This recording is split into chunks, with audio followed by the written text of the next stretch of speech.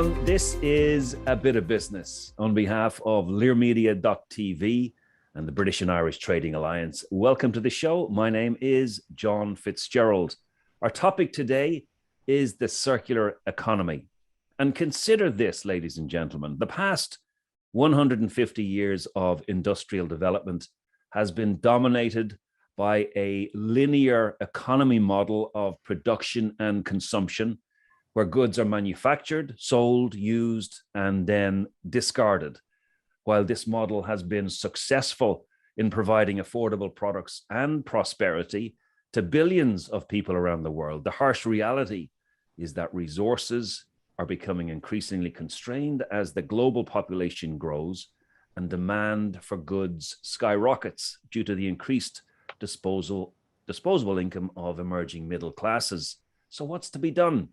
Our special guest today will help dig into this in a little bit more detail. Alistair Wickens and Graham Precy, thanks for joining us today. And by way of introduction, gentlemen, Alistair is the CEO and founder of Sussex-based Goscombe Homes, who are investing over £10 million to create 300 jobs and apprenticeships in Sussex, while delivering up to 500 affordable homes each year when fully operational. Homes England have said that the Goscombe model has the potential to radically change the way affordable housing is delivered and sustainable communities are created. Their efforts will create more than £100 million of economic and social value, which will hugely benefit the people of Sussex. This is a profit with purpose organisation that is placing social value at the very core of its business model.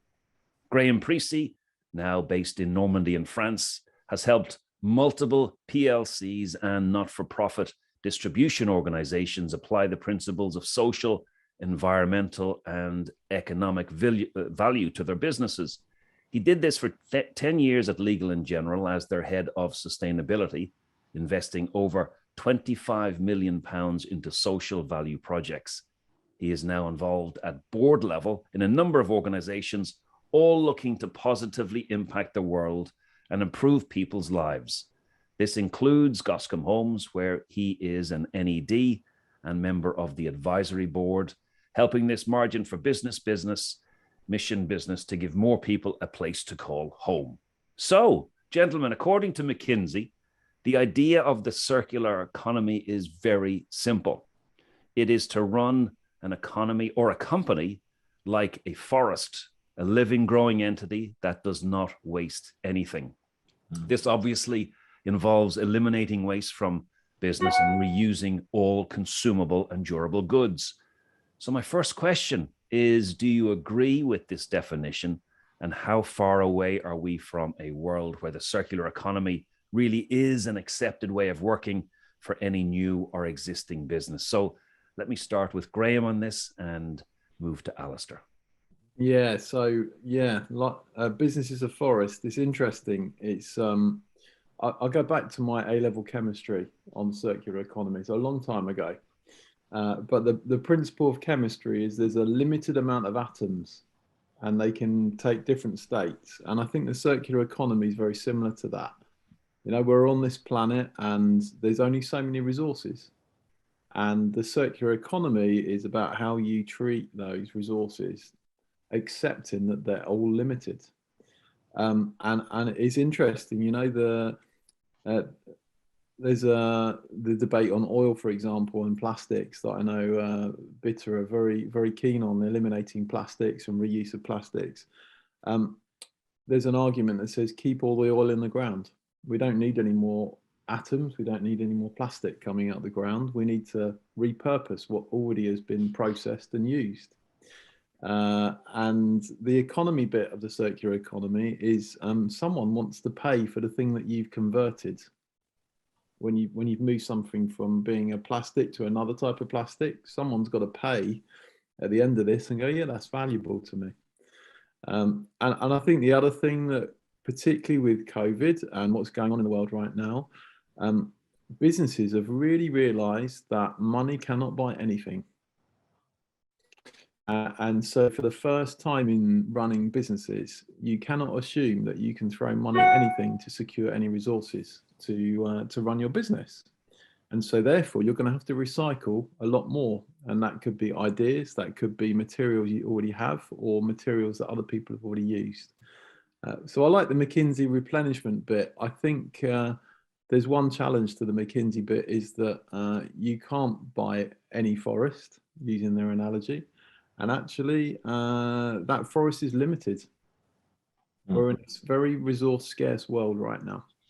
Alistair, your thoughts on that definition and how far away we are from a world where that type of thinking is commonplace? Well, I like the definition. I like the forestry comparison that you use there, because I've often looked at the circular economy, by definition. I think it's the World Economic Forum's definition, actually, that they describe it as restorative and regenerative by intention and design, and that's always how I've kind of viewed the circular economy. Is it something that's achievable? I think we can have a good debate about whether that is possible. I love what Graham said there about, there's a limited number of atoms. So by definition, there's going to be a time when we run out of those resources. In a way, we're being forced into doing something here. How far are we along that line at the moment?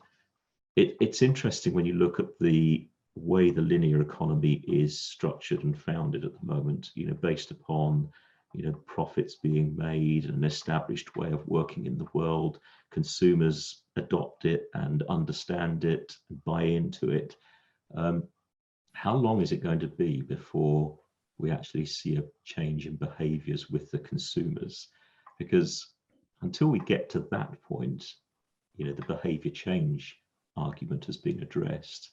We're never going to really see the full potential of the circular economy. Now, I come from a behavioral background, so I spent 20 years in behavior change in the health tech world. And I know from experiments that were done all over the world and experiments that we did as a team, changing behaviors can take a long time. But once you get to the point where that behavior has been kind of programmed into you, and you could say, taking it very simply, how long does it take you to get used to having a cup of tea without a spoonful of sugar in it? Because there's a point in time when putting that sugar into the cup of tea tastes obnoxious again. You remove the sugar, you get used to it. It's a horrible taste when you first start, but try to put the sugar back in after a while. It's the sugar then that becomes the horrible taste. How long does it take to get to that point? Now, for sugar, I can tell you just from a biological perspective, it took me about 7 weeks to change my behaviors and have it as irreversible at that point. But how long is it going to take the world to actually adopt to the real benefits of the circular economy? I can't answer that. It's just going to be, it's a lot longer than 6 or 7 weeks. I think so. And you mentioned an interesting point there about the economics of all this. And Graham, how do we shift companies away from a model where they have economic and legal incentives to sell products with built-in obsolescence? Yeah, it's interesting. Actually, I'm based in France, and in Normandy, and they've just passed a law in France now that any new, I think it's electrical product, has to have a rating on it that shows how recyclable that is at point of sale. So that it has to indicate to the consumer, is it easy for this to be recycled or not? And suddenly you got a different decision choice, right? Is if I buy this and I'm increasingly worried about how can someone else use it, or can the parts be used again? That's right in front of the consumer now. Now, some may choose that still doesn't take into account the price, right?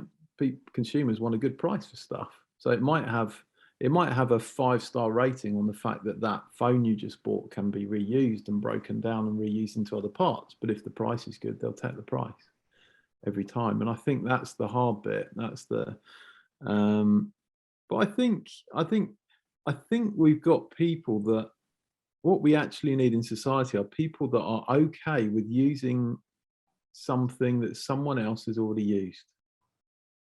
And if you look at things like Vinted, if you look at things like car sharing, we are increasingly seeing people comfortable with buying stuff that someone else has had the benefit of, and that ultimately will fuel the circular economy. You got to be happy, and actually, as human beings, you know, at the fundamental level, we're all the dust and atoms that from many generations before us. But when it comes to having the latest shiny new car, the latest shiny new phone, we want shiny new, and that's something to break the habit of.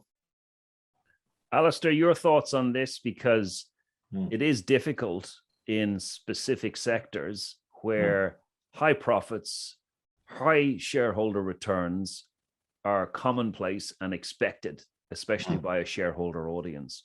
So what's required to break that dependency, if you like, to sort of move in a different direction? And I know we're back to the behavior change thing again, and it does take time, but what role perhaps does external agencies such as governments play in this transition? Yeah. Well, I think it's, everybody understands now, and governments in particular understand the importance of things like climate change and environmental aspects and perspectives. Recycling is becoming much more on the agenda. So I don't think it's an awareness thing. We all know without anybody telling us that, you know, the climate is being hammered at the moment by our behaviours. So it's not an education thing. But speaking as a person who runs a business, and, you know, having had responsibilities to shareholders and so on in the past, the priority always is, or seems to be, to the shareholders, you know, to make the maximum returns, to do whatever is possible to trim margin, to maximize the margin and to trim the costs and so on. And until there's a mechanism in place that allows business people and consumers to be financially incentivized to move towards the circular economy, or move more towards the circular economy, we're always going to have this uphill struggle. I mean, one of the things, and I go back to my health tech days again, we tried many things in the past to try and get people to engage with health technology. In other words, to lose weight or to give up smoking or whatever it might be. And no amount of education, no amount of persuasion, no amount of really good, exciting technology with the latest graphics and all the rest of it. You could get a small movement in behaviors, but until you put a financial incentive in people's way, people just didn't move.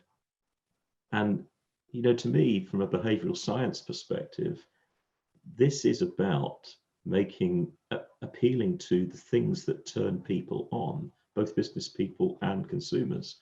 And unfortunately, it's the pound sign that turns people on. And until we find a way of making the circular economy more attractive to business people to pursue, or, as Graham said there, the prices of products that have been recycled to be more cost effective in favor of the consumer, we're probably still going to have this it's going to be an uphill struggle for years to come. So, Graham, resource scarcity and tighter environmental standards are here to stay. Let's agree on that. Yeah. Educated consumers who are sustainability orientated are now more commonplace, and the idea of whole system design is becoming more prevalent, I think, across many sectors and industries. So, mindful of these realities, where are the opportunities in general industry to immediately create new circular economy centric companies? Yeah, I think the companies coming through now, I hear the term net positive a lot, and what does that mean? So that could be an environmental thing. It could be a societal net positive impact too. Or most companies are quite good at net positive impact. They take some money in, they do something, and they provide a return. Most companies are net positive. But net positive on the environment. I'll take an example. There's a project that we're looking between Normandy and Sussex, which is to run cargo freight across the channel. And the idea is that we don't want to use carbon to move things around the world, 100 kilometers. We don't want to, because the resource is scarce. Now, one resource that isn't scarce is wind. The wind is not a scarce resource. In fact, because of climate change, it's getting increasingly stronger. So the point is that some resources are becoming scarce because people have got greedy and they consume more than they had to. But actually, the wind is getting stronger. Therefore, the answer is, how do we move cargo across the channel using a new resource that is more abundant, wind? But actually, that's not enough. It's not enough to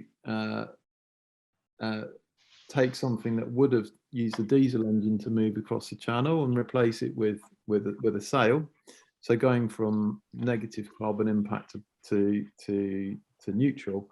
What we're looking at with this project is, can we generate hydrogen as a result of that wind power, so that when we dock a boat, we unload zero carbon pallets, and then we unload some hydrogen that has been generated in that journey into the grid in the place where we're moving the cargo into.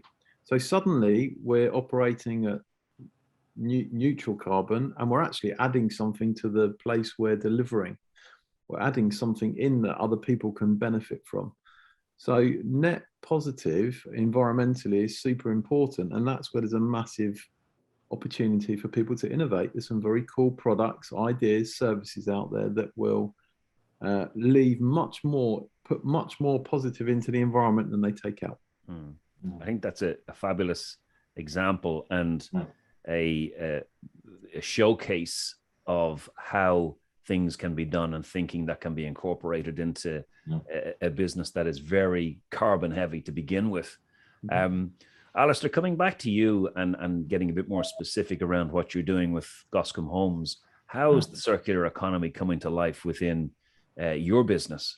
Well, it's a good question, and it's from your dealings with Goscombe and our relationship that we've had over the years, that Goscombe was seeded from a desire to see things done better, not just in terms of the way we do business, but also in the way that we perform, the way we use materials. So there are all sorts of ways that we're looking at that, and we're looking at it both from the production end as well as the operational end. So we've got a real focus on making sure that whatever we do within the production end of things, we're doing what we can to try and bring in things like the circular economy and low carbon, energy efficiency and so on. We could go on for a long, long time talking about all the different things we're intending to do within our manufacturing hub to do that. We're also looking then at the life cycle of the product as well. So in terms of how you as a tenant or as a resident in one of our homes, how do you benefit from things that we're putting into that product itself, that home? Because we're not just about housing affordability, we're also about the inequality that comes from fuel poverty as well. So we've got a real desire to drive down the cost of running homes. We've also got a desire to see our product at the end of its life cycle being deconstructible, if you like, or reusable.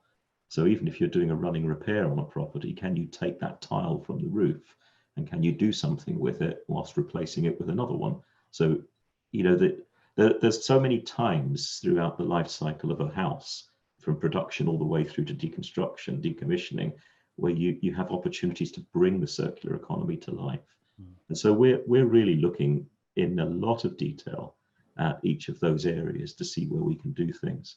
And it breaks down to three things, if I'm honest, John. One is around materials, being very, very prudent and very, very careful about materials that we use. The second is making sure that we have this cycle of disassembly as well, so that when we build something, we're designing it for deconstruction at the end.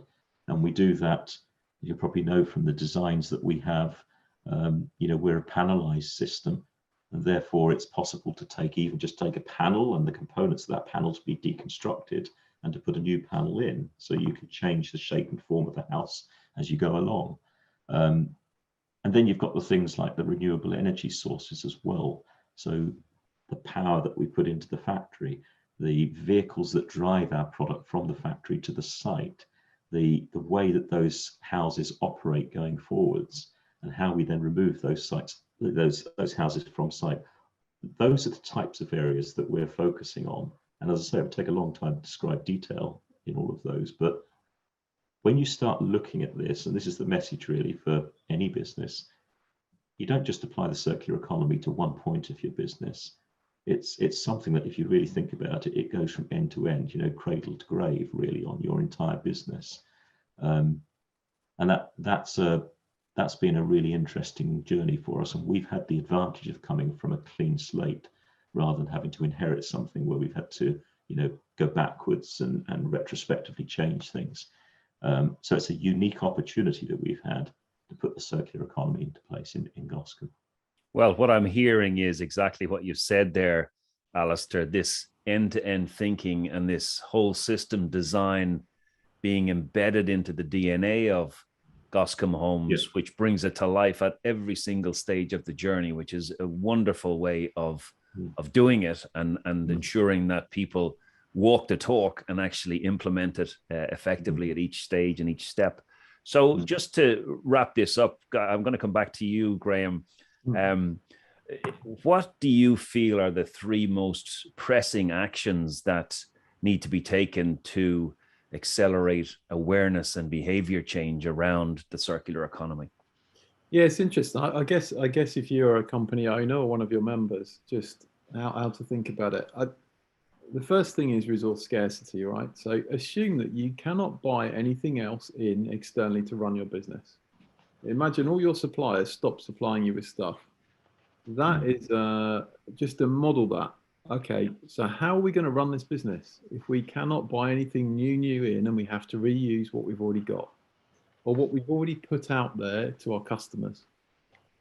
Then you start to innovate. Okay, how could we do this? How could we do that? So model that scenario. I think the second thing is every business will be unintentionally creating future waste. Whenever you create something, you unintentionally create waste somewhere in the future in the system. Every industry, let's look at the satellite industry, right? There's loads of space junk flying around. The original purpose was to enable people to communicate with each other anywhere in the world to anywhere. But the unintentional consequence of the satellite industry is a load of space junk. There's an opportunity. So look around as a business. Where are there pools of waste for other people that you could do something with differently and repurpose it that already exist without ever having to dig any natural materials out of the ground? And I think the other thing the circular economy is also about is looking at ideas you've already had that maybe didn't have the right time and place in the past.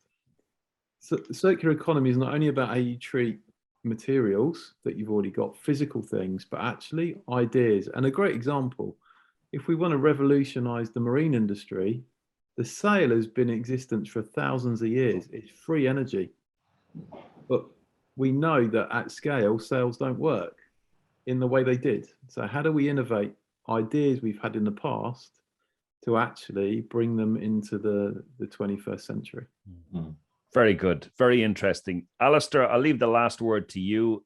You're magically on television and all the business leaders across Ireland and the UK can hear you. What's your message about the circular economy to them? I think it's one thing really, and I think is that to help the economy to understand the need for the circular economy from an investment point of view. I guess that would be my single message, is really where put some money on the table to encourage the circular economy to take off. At the moment, investment seems to be directed at the linear economy. The investors at the moment are not incentivized to, in the right way, to invest in startups that are focused on the circular economy. Therefore, there's few entrepreneurs, or many entrepreneurs, who want to do something about it but can't do something about it because the funding is not there. So I think really it's about incentivizing both the investment into the entrepreneurs behind it, but also investment into the companies that are ancillary to the circular economy as well. I'm just picking up on a point that, Graham, you raised a little earlier about the new jobs that are coming, or the jobs that are being created through this. There's a whole plethora of new companies, new streams that are being established or could be established on the back of the circular economy around recycling. And we've started to see this with companies that are making money out of waste. And there is a whole area of investment to be done to incentivize people to think about the jobs that run alongside the circular economy rather than the jobs that run alongside the linear economy. So my message would be, put some money on the table and let's get some real tax breaks and some real incentives to make this economy work. Alistair, thank you so much. Very insightful. Graham, thank you for your inputs and considered thinking today. Very much appreciated. I think we could probably talk for a couple of hours on this because it is a very relevant, topical subject. Mm-hmm. However, let's draw to a close today. So, ladies and gentlemen, this has been A Bit of Business. My name is John Fitzgerald. Thank you so much for watching. All the best for now.